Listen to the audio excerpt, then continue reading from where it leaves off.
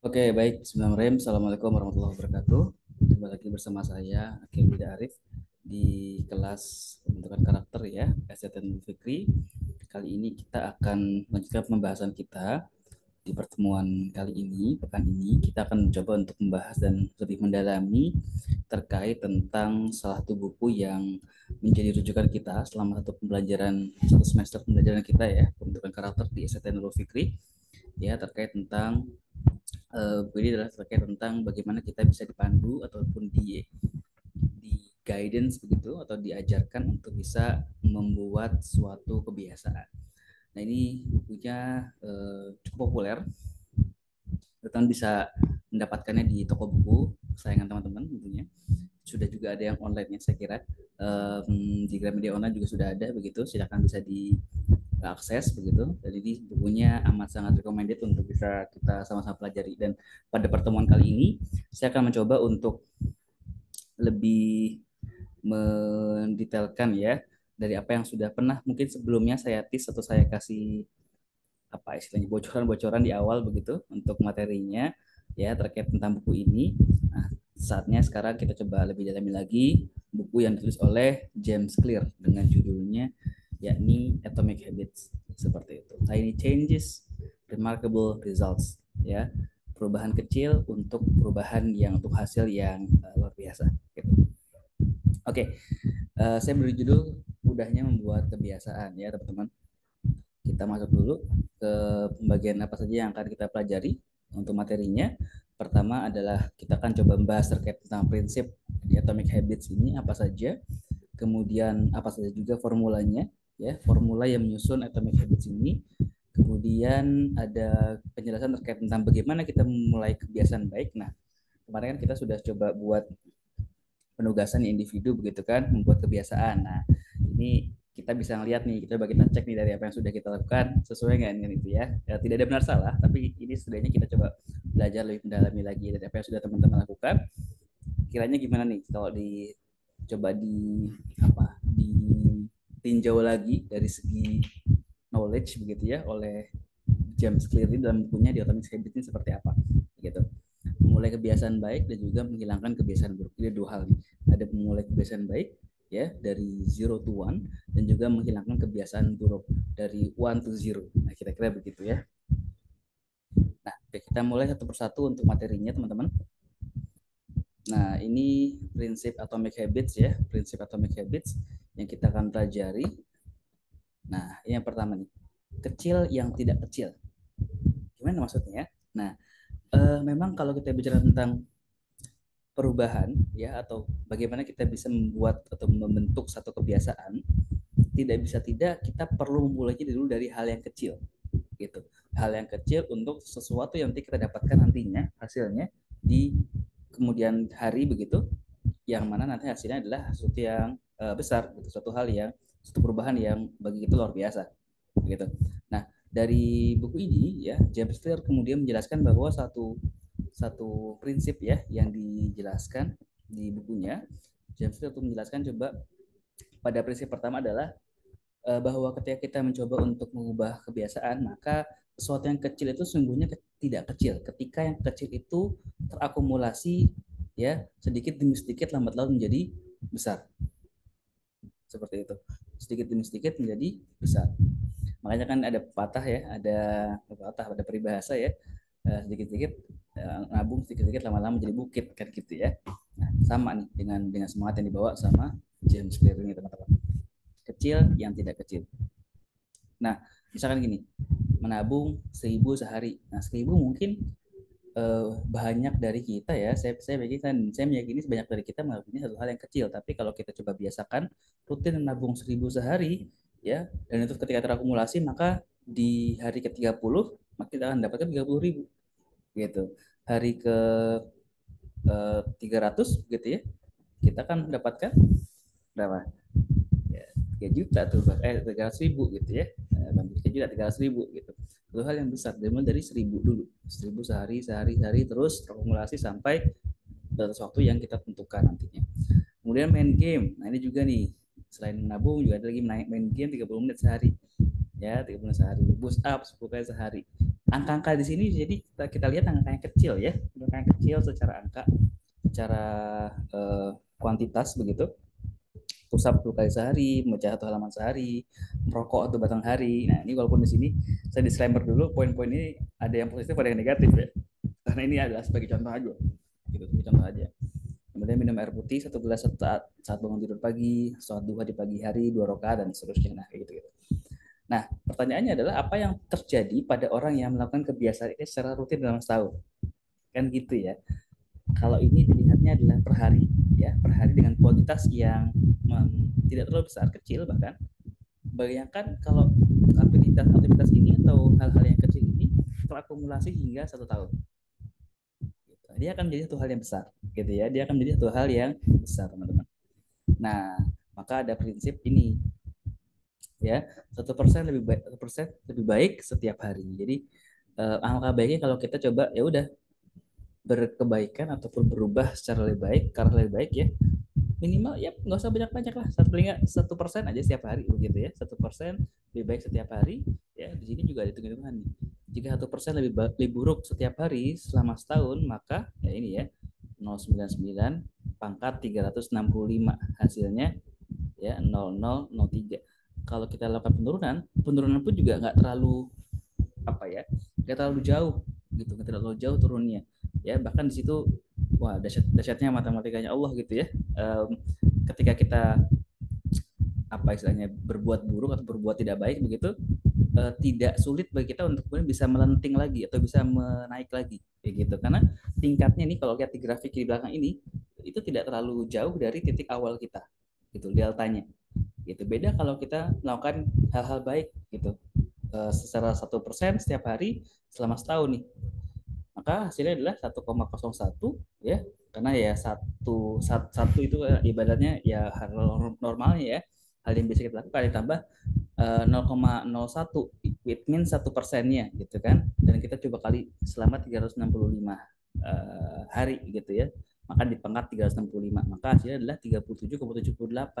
Itu hasilnya sangat-sangat meningkat sekali, eksponensial gitu, seiring dengan bertambahnya waktu, teman-teman.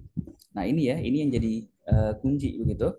Ketika kita kemudian mencoba untuk membuat kebiasaan baik begitu, maka ya lihat aja hasilnya dari remarkable ya, remarkable results gitu. Nah ini adalah hal yang sesuatu hal yang luar biasa yang kita bisa dapatkan ketika kita mencoba merutinkan hal kecil dari hari ke hari, step by step, yang nantinya kita coba akumulasi sampai batas waktu tertentu. Nah ini teman-teman proses membentuk kebiasaan ya.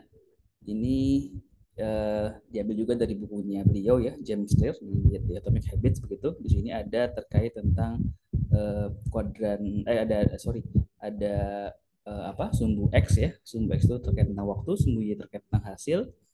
Itu di sini ada apa yang istilahnya ya garis lurus ya, linear gitu, yang sesungguhnya terjadi ya. Di sini ada yang melengkung nih gitu, yang menurut kita terjadi. Ada saat-saat di mana kita apa ini di sini ada namanya lembah kekecewaan. Lembah kekecewaan ini adalah ketika apa yang kita ekspektasikan itu tidak sesuai dengan apa yang sungguh terjadi. Nah gitu. Nah kemudian ketika sudah masuk ke sini ya, masuk ke sini meningkat ke atas ketika tadi ya, diimbangi dengan grafik tadi ya, grafik eksponensial tadi, perbaikan tiap hari ya, dari hari ke hari, step by step, kecil saja tapi berkesinambungan. Maka ya tadi sesuatu yang tidak harus terjadi, yang menurut kita tidak harus terjadi ya, yang maka kita ada kecewaan di situ, sedikit demi sedikit kita akan berangsur pulih dan membaik terus sampai bahkan di luar ekspektasi kita begitu. Nah ini ya, saat memulai kebiasaan baru pada tahap awal hasilnya belum terlihat ya, belum terlihat memang gitu. Belum terlihat di sini, belum terlihat. Inilah titik kritis yang bisa memunculkan kecewaan hingga akhirnya kebiasaan baru berhenti di tengah jalan. Nah ini juga prosesnya nih. Jadi bisa jadi ketika kita mulai satu kebiasaan, ada yang disebut dengan tadi ya, suatu hal yang kita anggap suatu kecewa, aduh gak berhasil nih. Misalkan kita mau diet gitu, diet baru jalan 2-3 hari, wah ini belum kerasa nih, belum kerasa dampaknya nih, bahkan kok badannya makin berat gitu dan seterusnya gitu. Nah itu ada apa istilahnya, ada hal-hal yang bisa jadi titik kritisnya di situ tuh, titik kritis si pembentukan kebiasaan itu tuh gitu. Karena baru 3 hari ini, kita belum coba untuk sampai ke beberapa hari selanjutnya juga gitu.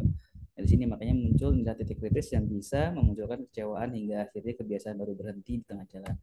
Kalau ditemui seperti itu, apa yang kita lakukan? Lanjutin terus saja, gitu. Jangan berhenti. Ya, solusinya tetaplah konsisten melakukan kebiasaan baru hingga mulai ada hasil yang terlihat. Ya, kemudian solusi lain buat hasil yang terlihat adalah solusi yang lain adalah buat hasil yang terlihat. Nah, solusi lain buat hasil yang terlihat oleh kita atau yang terindra oleh kita, gitu, dengan menggunakan checklist saat kebiasaan sudah dilakukan. Jadi mungkin ini jadi satu apa istilahnya, satu tools, satu tips ya, satu cheat ya, cheat list gitu, yang bisa kita lakukan untuk kemudian bisa membuat checklist gitu ya, hack your life gitu ya, gitu.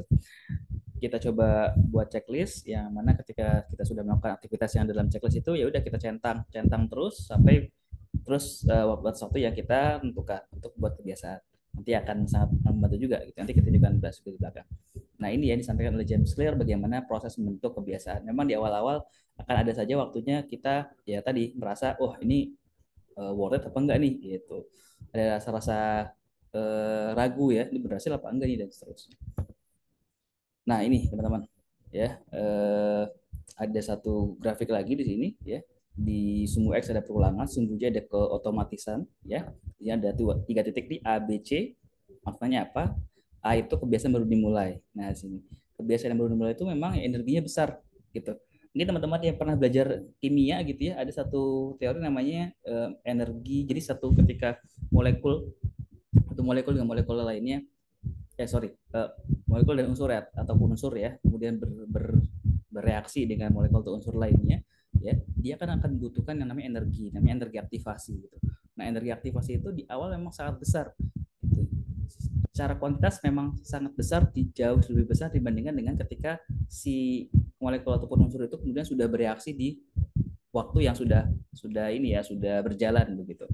Energinya akan besar. Energi aktivasi dimanapun itu atau dimanapun kondisinya ya, itu akan selalu lebih besar dibandingkan dengan ketika sudah jalan prosesnya. Sama juga dengan kita nih, kita jadi ketika kita mulai ya, first step itu berat gitu, first step itu berat, tapi ketika kita sudah jalan di 3 langkah, 4 langkah, 5 langkah, 6 langkah, 7 langkah, 10 langkah, makin kesini ya langkahnya semakin enak, semakin ringan untuk kita lakukan.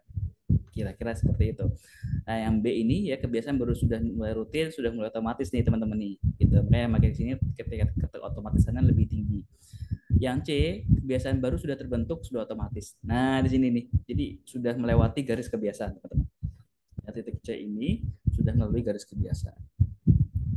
Nah, seperti contoh ini nih, berjalan 10 menit ya hari gitu. Ya, di hari 10, hari 20, hari ke-30, 40 dan seterusnya. Ini tingkat otomatisannya bisa dicek sendiri, bisa ditandai-tandain sendiri gitu. Nah, ini mungkin teman-teman bisa coba ya di diri masing-masing. Nah, ini yang disampaikan oleh James Clear juga terkait tentang 3 lapisan perubahan perilaku, yang mana menurut James Clear ya, biasanya kita sebagai manusia ya melakukan perubahan itu dari luar ke dalam gitu, dari luar ke dalam, dari mulai hasil proses masuk ke identitas gitu. Padahal ini cenderung tidak tahan lama gitu, ketika kita kemudian mulai dari luar gitu, mulai dari luar. Maka ya yang terbaik adalah ini, lakukan perubahan dari dalam keluar, karena akan lebih efektif dan bertahan lama. Dari dalam keluar. Maksud dari dalam keluar apa? Maksudnya adalah ya identitas kita, dimulai dari identitas kita. Ya kalau kita bandingkan juga dengan teorinya siapa namanya, Simon Sinek gitu. Ada yang namanya the golden circle ya.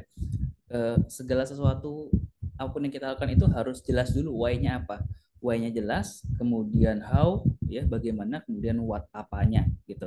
Nah, ini pun juga sama nih, mirip-mirip nih sampaikan oleh James Clear, identitasnya juga harus jelas gitu. Perubahan identitas yang seperti apa yang kita mau jalankan, yang kita mau ubah gitu. Dan kenapa kita mau ubah identitas itu? Misalkan kita kebiasaan kita malas gitu kan, malas bangun pagi atau malas baca buku gitu kan, misalkan identitas yang kita perlu ubah. Identitas kan kita ubah kemana gitu. Misalkan kita ubah menjadi orang yang rajin baca buku, itu dulu. Nah, setelah itu kita definisikan prosesnya apa aja gitu, untuk kemudian kita bisa menjadi orang yang rajin baca buku gitu. Dari mulai sebelumnya kita malas baca buku menjadi orang yang bisa lebih giat atau lebih rajin baca buku. Setelahnya baru kemudian kita bisa dapatin dan juga mulai mengcraft gitu ya, ataupun membayangkan sedikit demi sedikit hasilnya seperti apa. Bahkan sebenarnya kalau kalau bisa ya dari awal sudah bagus tuh ketika udah terdefinisi identitas kita mau berubah kayak apa, prosesnya sudah jelas apa yang mau kita jalankan sama hasil yang kita ekspektasikan seperti apa. Nanti ketika kita berjalan berproses begitu itu akan lebih enak lagi. Itu ya teman-temannya 3 lapisan perubahan perilaku menurut James Clear. Nah, kita masuk ke pembahasan terkait tentang formula dari Atomic Habits ini. Nah, ini ya. Sebenarnya ini juga disampaikan juga di awal ya untuk bahan ataupun bekal tugas teman-teman nih. Tugas individu ya. Ada yang namanya lingkaran kebiasaan versi The Power of Habit. Nah, ini yang disampaikan oleh Charles Duhigg ya, The Power of Habit gitu. Dimulai ada Q ya, ada pertandanya apa, ada rutinitas yang akan dibuat apa, sama kemudian rewardnya apa, hadiahnya apa, balasannya apa, ganjarannya apa ya. Q, rutin dan juga reward ya, seperti yang jadi tugas teman-teman.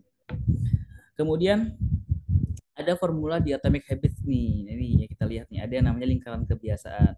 Dimulai dulu dari pertama nih. Ini sebenarnya agak mirip-mirip nih. Coba kita lihat ya. Bedanya. Pertama mulai dari satu dulu nih. Satu adalah apa? Petunjuk. Ya. Satu petunjuk, masuk ke dua itu adalah gairah. Gairah itu adalah dorongan kita untuk bisa mengubah ya. Kemudian ada tanggapan. Tanggapan itu adalah proses gairah ketanggapan itu berarti sudah mulai teraplikasikan atau sudah mulai terimplementasikan. Ibaratnya kalau di versinya The Power Habit ini sudah mulai masuk ke rutinitasnya. Rutinitas apa yang mau dijalankan ya. Gairah ketanggapan, tanggapan si orang itu atau si kitanya ini yang membiasakan hal baru itu mendapatkan feedback ya dari kita sendiri secara individu. Dalam diri kita coba berbicara ke dalam diri sendiri ya, feedback gitu ya, tanggapan, dan juga orang lain menanggapi kita juga sama gitu, dan juga ganjarannya apa, reward bagi kita apa, dari itu dari kita sendiri ataupun dari orang lain atau dari lingkungan di sekitar kita ya. Ini yang disampaikan oleh James Clear ya di bukunya Atomic Habits. Sebenarnya mirip-mirip ya, yang bedanya di Atomic Habits James Clear membaginya menjadi 4 kuadran atau 4 tahapan. Dari petunjuk ya, mendapatkan petunjuknya apa, masuk ke gairah, mendorong sesuatu untuk berubah, kemudian dapatkan feedback atau tanggapan, kemudian sampai kemudian mendapatkan ganjaran, dan terus berulang seperti itu. Mirip ya, bisa kita lihat ya antara Charles Duhigg di bukunya The Power Habit sama di bukunya The Atomic Habits. Nah teman-teman, ini penjelasan lebih detail ya terkait tentang formula di Atomic Habits ya. Ada dua. James Clear membaginya menjadi 2 hal. Pertama, bagaimana menciptakan kebiasaan baik ya. Tadi yang kita coba kasih outline-nya di awal begitu. Bagaimana menciptakan kebiasaan baik berarti dari zero, dari 0 ke 1 ya. Dari 0 to 1 gitu. Dari 0 ke 1. Dari yang sebelumnya belum biasa melakukan hal yang ini gitu, kita coba biasakan. Dibanding dengan yang kedua adalah bagaimana membongkar kebiasaan buruk atau menghilangkan kebiasaan buruk. Berarti dari 1 to 0, dari 1 ke 0, dihilangkan sedikit demi sedikit. Nah, bedanya gini nih. Kalau di bagian pertama, 0 to 1, ya, bagaimana menciptakan kebiasaan baik, maka hukum pertamanya adalah kalau kita bicara tentang petunjuk, ya, maka kita perlu menjadikannya terlihat. Gitu. Kalau di punya Charles Duhigg, Q-nya itu harus dilihat, tanda-tandanya harus dilihat, harus terlihat, harus sebisa mungkin, seoptimal mungkin tanda-tandanya dilihat atau di notice sama kita gitu. Oleh karenanya kalau kita bicara tentang bukunya The Atomic Habits ini, dia misalnya menyampaikannya ya sebisa mungkin petunjuk perubahan sikap kita atau perubahan kebiasaan kita harus terlihat oleh kita, harus bisa diindera sejelas mungkin oleh kita. Nah, hukum keduanya apa? Kemudian adalah menjadikannya menarik, gairah gitu. Menjadikannya gairah, gairahnya menarik kita, mendorong kita untuk kemudian melakukan itu gitu. Itu yang harus dicari. Misalkan kita sebenarnya malas baca buku ya, ingin jadi orang yang baca buku, menjadikan terlihat, petunjuknya terlihat. Wah, apa namanya, terlihat berarti saya harus menyeringkan diri saya untuk terus berada dalam kondisi di mana saya harus selalu melihat buku gitu. Misalkan apa, ya bergaul sama orang-orang yang sering ke perpustakaan gitu, atau rutinkan diri untuk bisa apa istilahnya ya, main ke toko buku misalnya gitu. Nah hal kayak gitu-gitu tuh, itu petunjuknya terlihat kan, terlihat bukunya banyak, suatu hal yang appealing banget ya, appeal banget itu ya, soal yang menggoda banget gitu untuk kemudian kita, bagi kita untuk kemudian bisa melakukannya, sampai kemudian menjadikannya menarik gitu, menjadikan menarik apa sih why-nya gitu, apa alasannya nih gue harus baca buku nih gitu ya, buku jurnal dunia karena banyak informasi, karena banyak knowledge dan seterusnya gitu gitulah ya. Kemudian hukum ketiga, tanggapan, menjadikannya mudah gitu. Upayakan ketika kita mau melakukan satu kebiasaan baik tertentu ya, upayakan kebiasaan itu kita permudah gitu. Kita permudah kebiasaan itu. Nah kemudian selanjutnya adalah hukum keempatnya, ganjaran ya, menjadikannya memuaskan gitu, menjadikan memuaskan gitu ya. Nah ini formula bagaimana kita menciptakan kebiasaan baik dari zero to one, dari nol ke satu. Nah sebaliknya yang di sebelahnya nih, dari satu ke nol, dari one to zero, itu bagaimana membongkar kebiasaan buruk. Hukum pertama ya, menjadikan tak terlihat. Nah kalau tadi sebelumnya menjadikan terlihat, kalau di sini menjadikan tak terlihat gitu. Kemudian menjadikan tidak menarik gitu ya. Misalkan ini ya kebiasaan buruk, kita mau menghilangkan kebiasaan kita yang suka merokok misalkan gitu ya. Ya udah, menjadikan tak terlihat adalah sebisa mungkin kita upayakan jangan pernah lihat rokok gitu. Kita umpetin tuh rokok gitu ibaratnya gitu. Jangan sampai kita ngelihat terus tuh rokok dalam keseharian kita umpetin gitu. Dengan sengaja kita umpetin sebisa mungkin. Terus kalau ada orang teman kita yang masih ngerokok, bawa rokok gimana? Pura-pura nggak lihat gitu. Gitu ya, pura-pura nggak ngelihat, pura-pura nggak ngelihat ya. Karena mulai dulu dari visual dulu tuh biasanya tuh ya, visual tuh yang menggoda gitu kan, menjadikan tak terlihat ya. Maka hukum keduanya gairah adalah menjadikan tidak menarik gitu. Tanamkan sugesti dalam diri bahwa itu tidak menarik, itu tidak menarik gitu, itu akan membuat kita tidak sehat dan seterusnya. Kita gairahnya kita negatifkan. Nah hukum ketiga, tanggapan, menjadikannya sulit gitu ya, menjadikannya sulit. Nanti biasanya kalau udah gairahnya kita namakan dalam diri kita, mensugesti diri kita sudah merokok adalah suatu hal tidak menarik, maka kita pun juga akan terdorong untuk kemudian sulit untuk bisa menjangkau itu atau melakukan itu gitu. Ada saja gitu, entah kita ketinggalan kayak koreknya, entah kita ketinggalan kayak rokoknya dan seterusnya gitu. Dan hukum keempatnya adalah ganjaran, menjadikannya mengecewakan gitu. Gue udah rokok satu nih, gue nggak berhasil, tapi nggak apa, masih ada esok, Bismillah, mudah-mudahan bisa kita ubah lagi. Nah gitu, jadi tetap ada rasa kecewa, tapi dibalut juga nantinya ada rasa untuk bisa mengubahnya lagi di hari-hari kedepannya. Begitu teman-teman, ini formula Atomic Habits yang disampaikan oleh James Clear. Nah ini ya, kita coba lebih detail nih menciptakan kebiasaan baik. Nah yang disampaikan oleh James Clear ada beberapa poin. Pertama, mudahkanlah kebiasaan. Nah ini cara-caranya. Pertama, turunkan targetnya. Target membaca buku 50 halaman sehari menjadi 5 halaman sehari, itu banyak-banyak ya, simple aja, step by step aja. Target belajar 1 jam sehari menjadi belajar 10 menit sehari, kayak gitu. Yang penting konsisten dan step by step bisa meningkat atau ditambahkan. Kemudian yang kedua, kondisikan lingkungannya. Saat ingin membuat satu tulisan setiap hari, kondisikan meja kerja yang siap untuk menulis. Saat ingin berlari pagi, segera ganti pakaian dengan pakaian olahraga lengkap dengan sepatunya. Jadi benar-benar kondisikan lingkungannya. Itu jangan sampai kita nggak siap-siap juga. Kemudian yang ketiga, just do it. Jika sudah siap untuk melakukan sebuah kebiasaan baru, lakukan saja. Just do it. Jangan berpikir lama-lama. Saat membuat kebiasaan baru pasti tidak sempurna, pasti aja gitu. Jangan nunggu sempurna untuk buat kebiasaan baru. Lakukan aja yang bisa kita lakukan secara simple atau secara sederhana, lakukan itu segera, gitu ya, segera. Nah kemudian juga ada yang disampaikan oleh James Clear adalah menumpuk kebiasaan.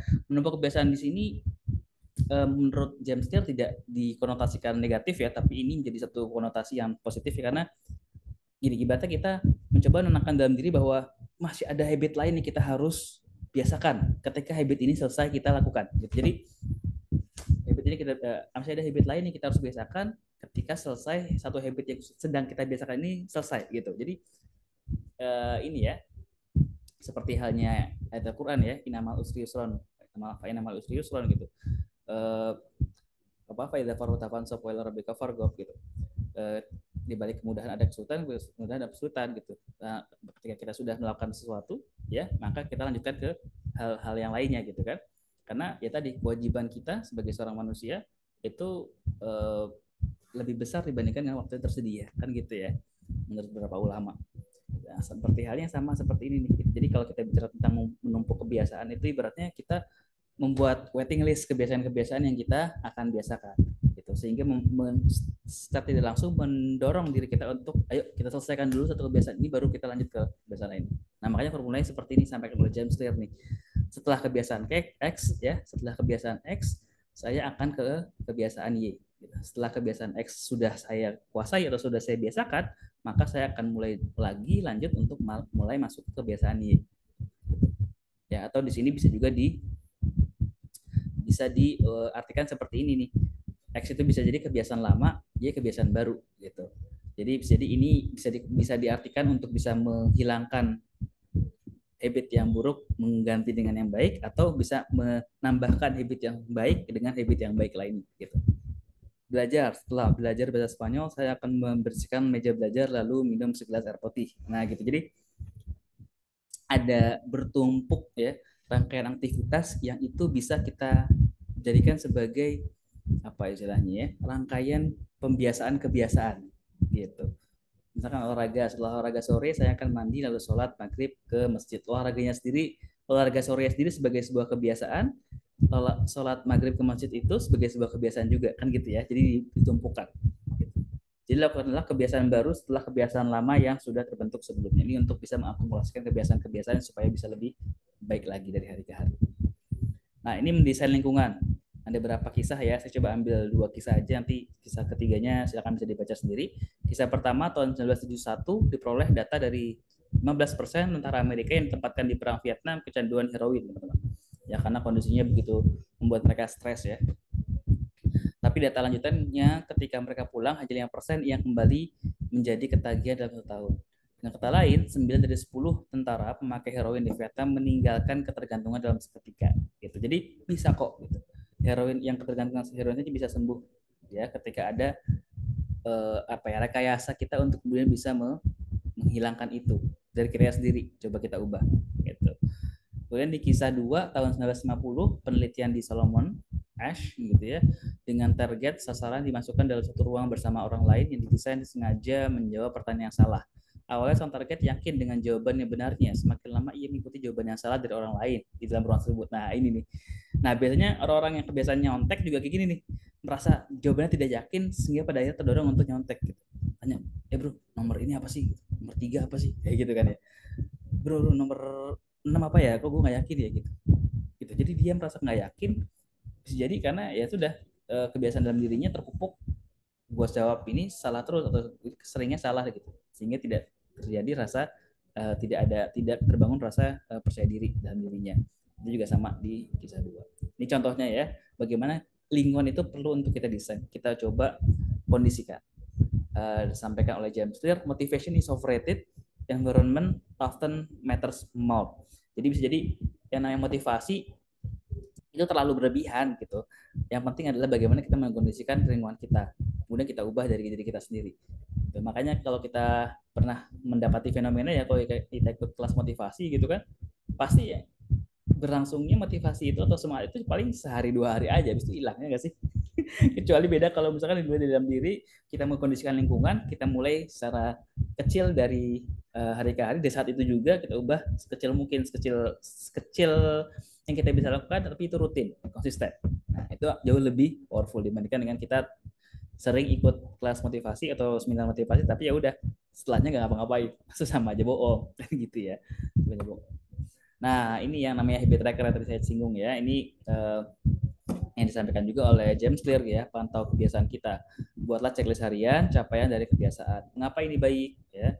Hasilnya nyata terlihat langsung nih ya. Terlihat langsung nih, bisa kita lihat nih kira-kira apa saja nih habit yang bisa gue lakukan atau yang saya lakukan secara rutin selama sebulan. Bisa kita cek, bisa kita evaluasi. Kemudian menarik. Nah, menarik dilihat nih. Ini kan menarik nih, jadi visual ya. Karena kebanyakan kita orangnya visual gitu, sehingga enak gitu kalau kita lihat, wah bulan ini gua kayaknya berhasil nih untuk bisa apa nih kalau di sini nih ya, makan vitamin rutin setiap hari.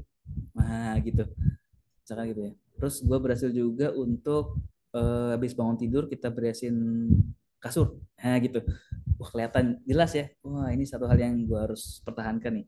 Yang belum misalkan apa, belum misalkan nih laundry nih gitu, laundry gitu ya. gue nggak rajin laundry nih, kayak harus berubah nih, harus harus kita rubah strateginya nih kan gitu. Kemudian memuaskan, ya memuaskan bagi diri kita gitu. Bahkan teman-teman perhatikan nggak, membuat habit tracker ini adalah sebuah habit juga kan gitu ya. Membuat habit tracker ini adalah sebagai sebuah kebiasaan juga yang juga bisa harus, yang juga perlu untuk dibiasakan juga gitu ya. Nah cuman emang ini adalah tools ya, saya sampaikan. Tools ya, ini sarana ya, perangkat ya, dan perangkat ini atau tools ini ya pasti bisa beragam ya, tergantung kitanya kayak gimana. Mungkin teman-teman ada yang punya cara lain, silahkan, itu persilahkan ya. Intinya adalah bagaimana kebiasaan kita bisa dipantau gitu. Hari ini pun juga kalau saya nggak salah juga ada beberapa aplikasi yang bisa mendukung kita untuk memantau kebiasaan kita nih teman-teman nih. So bisa diinstal di gadget masing-masing, di gawai masing-masing untuk bisa menjadi perangkat untuk membantu teman-teman memantau kebiasaan teman-teman.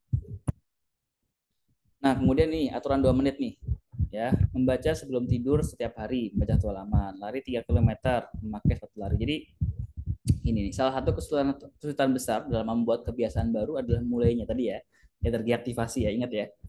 Bayangan, kesulitan, rasa malu, dan rasa malas keluar dari zona nyaman akan jadi batu besar yang menghadang depan. Pasti gitu. Akan ada yang aja yang menghambat, akan ada saja yang menghalangi itu. Akan ada saja gembok-gembok yang itu bisa jadi berasal dari ketakutan-ketakutan yang sebenarnya belum tentu terjadi gitu dalam diri kita. Gitu. Kemudian padahal kalau sudah dimulai, yang nampak sulit itu tidak sulit yang dibayangkan. Itu hampir bisa dipastikan selalu ada kekurangan saat dimulai, tidak masalah kok gitu ya, sambil berjalan bisa diperbaiki dan seterusnya dan seterusnya. Nah itu teman-teman ya, jadi memang ketika awal sulit, tapi ketika sudah mulai berapa langkah ke depan akan enak, akan dengan lancar kita jalankan. Seperti yang disampaikan James Clear, when you start new habit, it should take less than 2 minutes to do. Jadi ya nggak sampai 2 menit kok untuk kita mulai gitu. Cuman emang di awal berat, memang. Tapi memang perlu dirutinkan, perlu dikonsistenkan, begitu.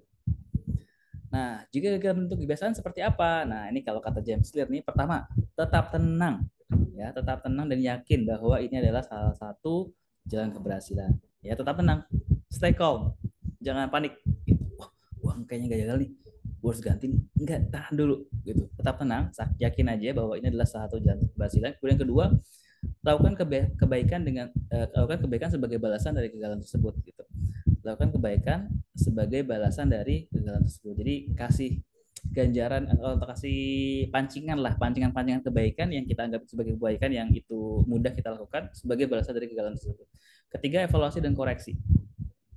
Gitu ya, evaluasi dan koreksi. Kalau kita punya tadi ya habit tracker tools begitu ya, kita bisa mengevaluasi dan mengoreksi. Wah, di satu bulan tertentu gue kayaknya sulit nih untuk makan ini, kira-kira apa strateginya ya yang gue bisa ubah gitu dan seterusnya. Keempat, never miss twice gitu. Jangan gagal 2 kali. Sebisa mungkin batasi kegagalan kita sampai ke di angka 1 kali aja. Kita berusaha untuk belajar dari kegagalan tersebut gitu ya. Karena gini, prinsipnya ketika kita gagal kan kita harus belajar ya bagaimana kegagalan itu tidak terulang. Nah, ketika ke depan kita menggagalnya kan pasti kegagalannya bukan yang itu kan ya, kegagalannya kan yang lain. Nah itu nggak masalah gitu. Beda kalau misalkan kita gagal satu nih, kemudian kita belajar, kemudian ketemu kegagalan yang sama. Nah berarti ada satu hal yang ada hal yang salah tuh dengan bagaimana kita belajar dari kegagalan yang pertama tadi kan gitu. Nah prinsipnya gitu ya, never miss twice. Yang kelima, jangan pernah berhenti mencoba terus. Jangan pernah berhenti mencoba terus-menerus, tentu bisa membiasakan satu hal yang baik dalam kita, dan coba terus strateginya karena saya yakin jalan menuju Roma itu banyak ya. Jalan menuju Roma itu banyak. Sesuaikan dengan karakter teman-teman. Nah ini ya contohnya Michael Phelps gitu ya, seorang atlet legendaris, seorang perenang ya. Banyak ceritanya luar biasa begitu. Kemudian juga ada nih Hisham El Girouj ya, pelari jarak menengah yang juga pernah medali emas di kategori 500 dan 5000 meter gitu ya. Nah ini cocok 2 atlet yang apa ya istilahnya perlu untuk dikaji lebih lebih dalam lagi. Misalkan nih yang Michael Phelps ya, kondisi tubuh masing-masing memang sudah tepat untuk area yang dipilih gitu. Jadi kondisi tubuhnya Michael Phelps untuk lari agak sulit, sama juga kondisi tubuhnya Hisham gitu untuk berenang juga sulit. Masing-masing sudah punya area sendiri gitu. Masing-masing sudah punya area sendiri. So pastikan karaktermu apa, pilih areanya.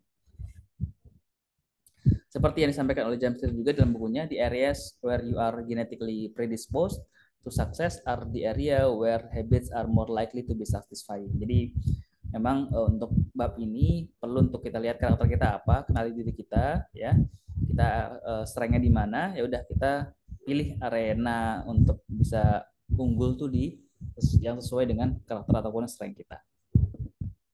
Nah, ini bagian yang terakhir ya terkait tentang bagaimana menghilangkan kebiasaan buruk. Nah, ini ya di review lagi, hilangkan tandanya, persulit jalannya, gitu. Hilangkan tandanya, persulit jalannya. Contoh nih, menghilangkan kebiasaan main game. Caranya gimana? Ya uninstall aja aplikasinya, udah gitu. Jadinya kan nggak terlihat ya di HP kita atau di gawai kita, ya aplikasinya mana nih nggak terlihat, gitu. Karena udah install, gitu. Dan juga kita persulit. Kalau kita mau ngulang lagi kebiasaan itu, kita harus yang install lagi, kan repot ya. Kita persulit itu kan agak sulit ya dibandingkan kita terus ketemu aplikasi itu dan ya terus main di setiap harinya. Terus juga kebanyakan tidur. Nah, pindahkan tempat tidurnya, gitu ya. Atau seperti yang dilakukan oleh teman saya dulu pas di asrama ya, dulu pas di kuliah gitu. Ya, kita di asrama ada satu kamar, ya kita ada berapa satu kamar, ada 3 kasur ya bareng-bareng gitu. Teman saya itu dia itu kan dia suka baca buku dan dia memang membiasakan dirinya untuk tidak banyak tidur begitu untuk bisa lebih banyak belajar lah ibaratnya gitu ya. Namanya pinter smart gitu. Dia itu menaruh bukunya itu di kasur gitu. Menaruh bukunya di kasur secara banyak, jadi dia tidak punya tempat dan tidak punya apa ya istilahnya, tidak punya ruang untuk bisa merebahkan dirinya di kasur gitu. Jadi sampai seperti itu cara yang menurut saya menarik gitu, itu bisa dicoba ya. Nah, kemudian sering banyak jajan. Nah, ini contohnya hanya bawa uang cash yang pas. Nah, kalau sekarang jajan udah nggak hanya cash lagi ya, tapi udah pakai wallet gitu. Ya mungkin persulit jalannya ya udah kalau ngisi e-wallet jangan gede-gede, jangan langsung banyak 200.000, 300.000. Ya isi e-walletnya yang 40.000 gitu ya. Jadi biar kita agak sulit juga untuk biasakan boros-boros tadi gitu. Harus ngisi ulang terus ngisi ulang e-wallet kita terus dan seterusnya. Kayak gitu ya teman-teman ya. Ini contohnya nih, hilangkan tandanya, persulit jalannya. Tunda kenikmatan kebiasaan buruk. Nah, memang di awal itu ada iya tadi ya, satu bentuk kegalauan, keresahan ya, kecewaan ketika kita mulai satu habit baru, apalagi menghilangkan habit yang lama untuk bisa mengubah ke yang baru gitu kan ya. Saat ingin meninggalkan kebiasaan buruk dan memulai kebiasaan baik, kita sering kalah ketika dihadapkan pada paradoks ya. Kebiasaan buruk selalu memberikan ganjaran kenikmatan di awal, instant gratification, misalnya gitu ya, walau kita tahu itu akan berdampak tidak baik di akhir. Nah, karena kebanyakan dari kita manusia itu lebih cenderung untuk bisa mengejar satu hal yang konkret, yang praktis dibandingkan satu hal yang abstrak kan gitu ya. Gitu ya, misalkan kalau misalkan kita kita apa ya istilahnya, biasa merokok aja ya, bisa merokok itu kan ganjaran di masa depan nanti kan, satu janji bahwa ya sehat gitu kan, bugar hidup ikut itu bisa sehat, bisa bugar, bisa panjang umur itu gitu. Nah, kondisi itu kan sebenarnya kondisi yang abstrak ya, tidak konkret itu. Beda kalau misalkan dibandingkan dengan kenikmatan bagi orang yang rokok ya, karena saya juga nggak rokok juga ya, saya nggak tahu ya. Kan bagi beberapa orang ketika merokok itu efek instannya adalah enak gitu. Efek instannya adalah enak, kemudian nyaman hidupnya gitu ya, santai, nyantui gitu ibaratnya. jadinya jadinya ya udah yang dikejar itu, dan itu terasa langsung gitu, instan gitu. Makanya dia bilang instant gratification itu konkret satu juga gitu kan. Tapi nggak ngelihat masa depannya, nggak ngelihat di hari depannya gitu, yang ketika terus akumulasi maka akan menimbulkan penyakit kan gitu ya. Nah, oleh karena di sini solusinya menunda kenikmatan teman-teman gitu. Memang nikmat melakukan suatu kebiasaan buruk, tapi hanya itu di awal saja. Justru ini bisa jadi jebakan yang harus kita sadari dan harus kita antisipasi gitu ya. Nah, lawan terus kebiasaan buruk. Ya, ingat selalu dampak buruk kebiasaan buruk di masa depan. Ya, ingat ya, kita lihatnya jangka panjang nih, tidak hanya instan aja tapi jangka panjang. Kemudian waktu kita terbatas, jangan nunggu waktu untuk berubah, jauhi lingkungan untuk memunculkan kebiasaan buruk. Beri sanksi pada diri sendiri ketika melakukan kebiasaan buruk. Nah, ini ya tadi sebutin juga nih ya. Kita perlu kasih sanksi diri kita nih, gue udah melakukan buruk, gue inilah sanksi diri gue lah gitu. Nggak masalah gitu, kita kasih sanksi diri kita untuk bisa lebih baik lagi dari hari ke hari. Kemudian ajak teman atau guru yang mampu membimbing untuk terus jadi lebih baik. gitu, sehingga kita bisa menjadi orang-orang yang tadi ya sedikit demi sedikit bisa berubah dan mengganti kebiasaan buruk kita menjadi kebiasaan yang baik. Nah, terakhir teman-teman, untuk renungan kita bersama, untuk refleksi ya, waspada jebakan kebiasaan. Setelah beberapa waktu membuat kebiasaan baru, muncul standar kebiasaan baru yang tidak akan dilakukan peningkatan dan akhirnya stagnan. Nah, gimana caranya biar tidak stagnan? Buatlah tahapan dari target kebiasaan sedikit demi sedikit. Makanya tadi, eh, ya nggak usah banyak-banyak rutinitasnya ataupun pembentukan habitnya. Misalkan tadi ya, baca buku sehari 1 halaman, tapi jangan seterusnya 1 halaman gitu. Nambahin dikit-dikit gitu, sehalaman. Hari kelimanya tambah 2 halaman, hari ke-10-nya tambah 3 halaman, gitu. Terus gitu. Ketika sudah terbiasa, tambahin dikit lagi. Terbiasa lagi, tambahin dikit lagi. Terbiasa lagi, tambahin dikit lagi. Sampai seterusnya seperti itu. Itu makanya di sini ada ya, repetition, makin makin ke sini makin tambah sehingga skillnya makin tambah juga. Gitu ya. Nah, ini waspada jangan kebiasaan. Nah, kita adalah petani kebiasaan kita sendiri yang nanti akan memanen kebaikan-kebaikan dari kebiasaan yang kita tanam gitu. Kita menanam kebiasaan sehari-hari, perhatikan apa yang kita lakukan saat bangun tidur, mau berangkat ke tempat beraktivitas, cara menyimpan barang, seterusnya dan seterusnya. Suka tidak suka, semua kebiasaan itu adalah benih yang nantinya kita akan panen buahnya nanti teman-teman. Resultnya akan kita panen. Kalau benihnya baik, baik pula buahnya. Sebaliknya, jangan berharap dapat buah yang baik kalau benih kebiasaannya buruk. Lakukan saja semuanya yang mau kita lakukan dan terus lakukan. Lihat dan bersiaplah memanen buahnya 1 tahun, 3 tahun, atau 10 tahun lagi bahkan. Karena ini sebuah proses ya, tidak sesuatu yang bukan instan ya. Tapi ini adalah proses yang kita harus lalui hari ke hari. Kita adalah petani kebiasaan, akankah kita mendapat buah yang baik? Awasi kebiasaan kita di hari ini. Itu aja teman-teman di pertemuan kita pada kesempatan kali ini ya, pertemuan akhir-akhir ini menjelang selesainya pembelajaran kita di 1 semester ini ya. Semoga pembelajaran kita di pertemuan ini, bagaimana kita membedah bukunya James Clear ini, Atomic Habits ini, menjadi satu cara kita untuk bisa terus bersemangat, terus terdorong ya untuk bisa membiasakan kebiasaan kita, entah itu kebiasaan yang 0 to 1 yang sebelumnya kita nggak biasa kemudian kita jadi biasa membiasakan itu, ataupun kebiasaan-kebiasaan yang 1 to 0. Kebiasaan buruk kita coba ubah jadi kebiasaan yang baik. Itu aja, terima kasih banyak. Kalau ada hal yang mau ditanyakan atau hal-hal yang kurang jelas bisa dituliskan di kolom komentar. Kalau ada pendapat lain silakan juga bisa tulis ke kolom komentar juga. Dan kalau misalkan ada teman-teman yang mau untuk bisa lebih dalam lagi, silakan bisa akses bukunya, beli toko buku ataupun di toko buku online ya. Saya pikir ada juga sudah tersedia dimanapun. Silakan bisa diakses. Terima kasih banyak. Sekali lagi sampaikan kalau salah kata, maafkan. Assalamualaikum warahmatullahi wabarakatuh.